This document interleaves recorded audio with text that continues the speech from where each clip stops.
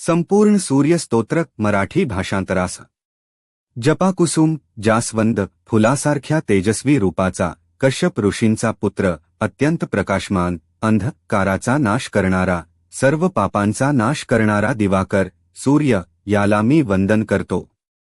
हे सूर्यदेवा, तुला नमस्कार। तू शांत स्वभावाचा असून सर्व रोग दूर करणारा आहेस। मला दीर्घायुष्य, उत्तम आरोग्य आणि ऐश्वर्य प्रदान कर। 7 घोड्यांच्या रथावर आरूढ असलेला, अत्यंत तेजस्वी, कश्यप ऋषींचा पुत्र, श्वेत कमळ धारण करणाऱ्या त्या सूर्यदेवाला मी वंदन करतो। सूर्यच ब्रह्मा आहे, सूर्यच विष्णू आहे आणि सूर्यच शंकर महादेव देखील आहे। तोच सर्व देवांचा प्रमुख असून सदा नेहमीच केंद्रस्थानी आहे। आदित्य, सूर्य, सोम, चंद्र, मंगळ, बुध, गुरु, बृहस्पती, शुक्र, शनी आणि राहुकेतू यांना नमस्कार असो। सूर्य हा स्थावर, स्थिर आणि जंगम, चालतं फिरतं अशा सर्व जगाचा आत्मा आहे। सजीवांचे सर्व क्रियाकलाप सूर्यामुळेच घडतात।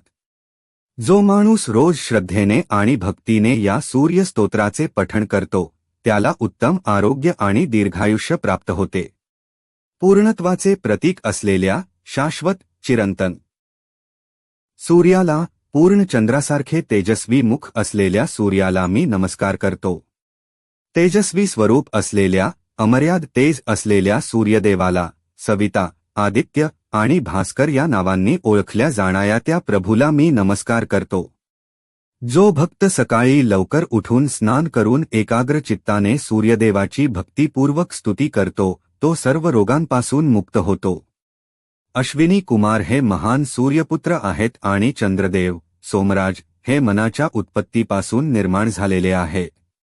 सर्व देवांचे अधिपती, संपूर्ण सृष्टीला धारणा करणाया, तेजाचा स्रोत असलेल्या, जगन्नाथ, सर्व जगाचा प्रभू, त्या सूर्यदेवाला नमस्कार।